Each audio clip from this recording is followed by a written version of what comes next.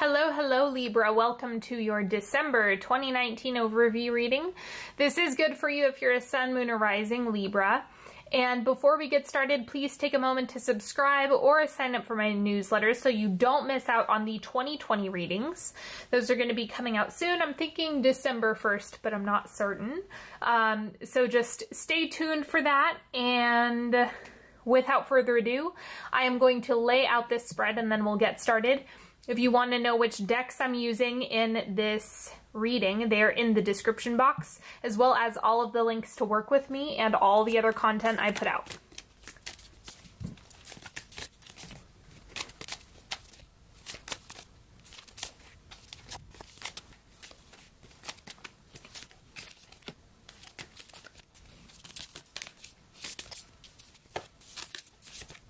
Okay.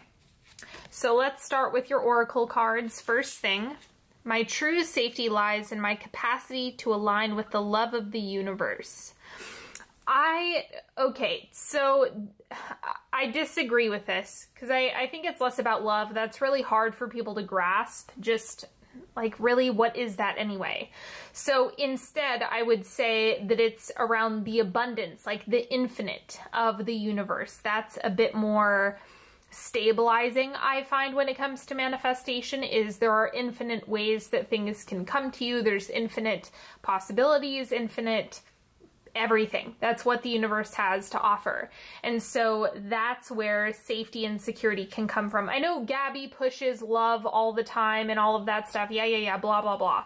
But you guys know that I'm not 100% on board with these decks. So anyway, let's move on. So we have the womb. All right, so you're going to be processing this month. Anytime you have something like this come up, it's very similar to the Hermit when I'm reading this. It's like incubation, incubation, incubation.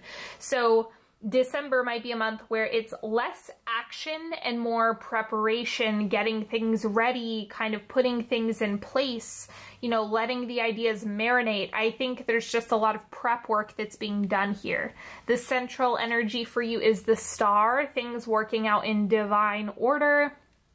This is great for those of you who are more interested in love relationships, right? This can be a soulmate card. So it just depends what you're looking for, but it's about reminding yourself that there is a divine order to things. The crossing energy is the Tower. Okay, that's a fun combo. So it's kind of like you've got to let go of certain things in order to get other things. It might be that your space is too crowded. Anytime you have the Tower, it's kind of like taking a feather duster to some areas of your life that are too crowded or just have too much stuff going on. So in order for that to kind of smooth out the bumps, you have to be willing to shed anything that is just not serving you. What you have shifting out is the Eight of Cups. This, to me, is a change in perspective, right? So it's flipping things around. You walked into a room, it looked one way, or a situation appeared one way. You walked out, came back, and it appeared another way. So the good thing about this is that the fresh perspective is more like an internal upgrade. And so I think you kind of woke up to the things that were no longer resonant with you. And so as a result, that's why the Tower is coming through here. It's saying, oh, you woke up to that stuff that wasn't working. Now all of that gets to kind of melt away, and then you have the star sitting behind that. And that indicates that things are working, they're blossoming, they're progressing. There's a little bit of grief that comes along with the Tower, you know, some frustration if you're thinking things aren't working for you. But a lot of the time, the Tower helps us to clean things out where we can't necessarily make the decision for ourselves, or we feel like we're frustrated with the way things are going. The oncoming energy for you is the Page of Wands. So it looks like you're still going to need to do some evaluating, and that has to do with the womb, right? You may have cleared some things out, created some space, set new intention, but as you continue going down that path, you're going to need to check in with yourself and see if that feels good to you, if that makes sense. So the womb is just helping you kind of create that environment where you can do some inspecting, you can figure things out, you can kind of help yourself shift and pivot in the right directions. The outward manifestation is the Knight of Swords. Okay, so it might look a little bit chaotic. So the Knight of Swords, especially in this deck, looks a bit more like there's more friction than usual in this Knight of Swords. And so it's okay if it feels really discombobulating or destabilizing and things like that. It does happen, right? So especially if you're doing things a different way, if you're implementing a new strategy, if you've changed directions recently, anything like that, it's gonna feel like, uh-oh, I'm going out on my own, or I don't necessarily know if this is gonna work. There's just a lot of questions to be asked, and the Knight of Swords is helping you kind of find clarity within that. But from the outside, it might feel like things don't make sense. So you kind of need to let the dust settle. And that's what the womb is helping you. It's supporting you in integrating. It's holding space for the entire process. And then in the subconscious, we have the Empress. Really paying attention to what does your body want? What does your spirit want? What does your internal world want? Like really, where's the desire? Where's the nourishment? Where's the support that can be kind of leaking into all of these areas? So pay close attention to that for yourself, giving to yourself, caring for yourself, understanding yourself. All of that is really coming through here. Now, the advice for you is the King of Pentacles. Okay, so again, the emphasis is on stability. And no, love isn't the ultimate or the only answer. I don't buy into that garbage. But aside from that, it's more of finding what works for you in order to create your sense of stability, right? It can be love for some of you, but that's not going to be an effective strategy for everyone.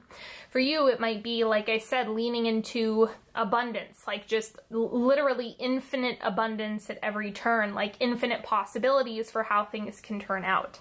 That can be really helpful. Or looking at your track record of what you have done, what you have made happen. That can be really helpful in stabilizing for yourself.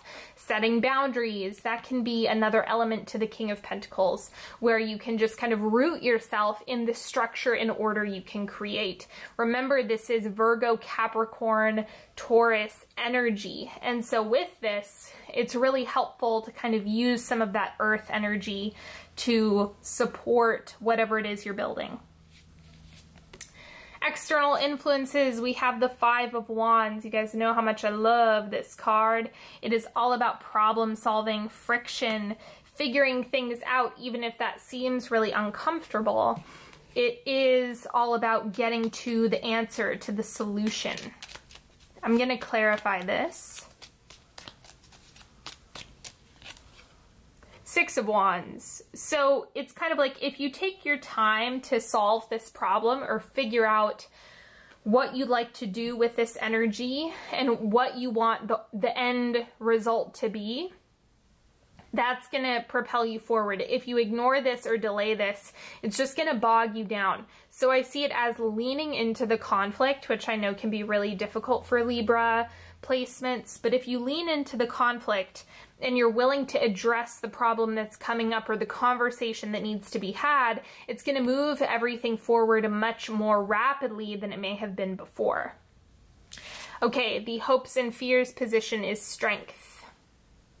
So for this position of this card, I think it's just like, I hope I make it through. I hope everything works out for me. I hope, I hope, I hope. So this is kind of where you're putting all your eggs, like just wanting things to work out as you need them to, which totally makes sense since this is what's coming up, you know, with the tower and everything else. It's like you have the star sitting behind it, right? But what might be presenting is just the frustration, the friction, the feeling unstable. So it's about giving yourself some time for things to stabilize, even when, you know, all of these conflict cards, the shifting cards might not make it feel that way in the moment.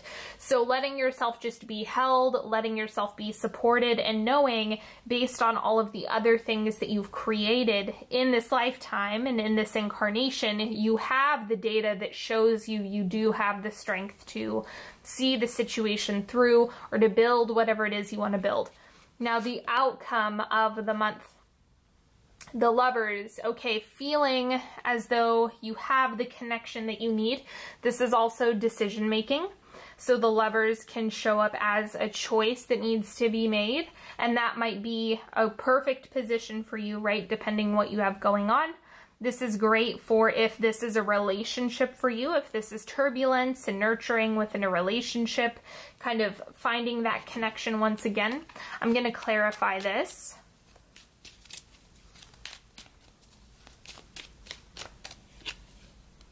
The Moon. So it's translating in this reading more as decision to me, because the Moon is, which one do I pick, this or that? You know, which way do I go? I feel kind of lost. What's the direction that I'm supposed to be going in? So the energy of this does look like it's more rooted in decision making. That's not a hard set rule, but just keep that in mind. You might have more opportunities by the end of the month, especially if that's something you've been focusing on in particular. So lots coming up. I think all of this is setting you up for something larger.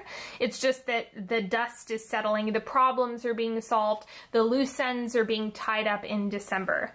Now let's go into the timeline. So the first quarter of December is protection, call back your power, cut the cords, soul retrieval.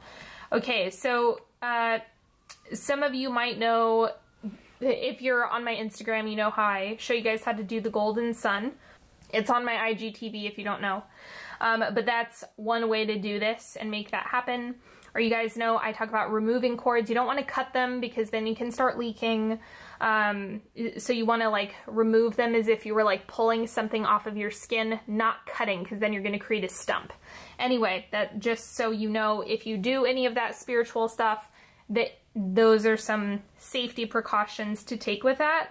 An even safer way to do it than what the card is describing. So just notice that. You might need to do some energetic work at the beginning of the month. Book a session with me for those of you who work with me. And card number 2, or quarter 2, we have Star Mother. How can you mother yourself? This has to do with this Empress card down here. Giving to yourself, nurturing yourself, nourishing yourself, feeding yourself, healing yourself, doing all of this motherly stuff for yourself where you may not have received it elsewhere. Quarter 3, align your life. What is not aligned or needs to change? This is the Tower, right? So anything that is feeling as though it no longer fits or it no longer works, that is what the Tower is helping you out with. That's what it's helping to realign you with, so that you can really step into what makes sense for you at this stage in the game. And then quarter 4, wrapping up the month, share your voice, come out of the cave, persecution, expression, right? So you might have some persecution pictures around being seen. Those might need to be cleared up or worked on. I'm sure some of you have worked on persecution with me before, but just know that it can bring that up as you're stepping into that part of yourself. So not to fear that, but instead just lean into that part. Now let's do a 3-card pick.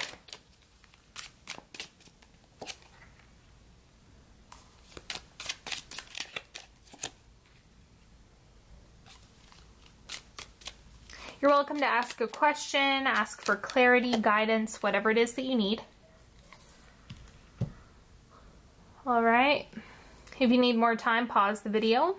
Card number 1. King of Pentacles, same thing we had down here. So the important piece for you is to root yourself in either routine, structure, order, or whatever helps you feel rooted. It's not just love. That's not the only answer, okay?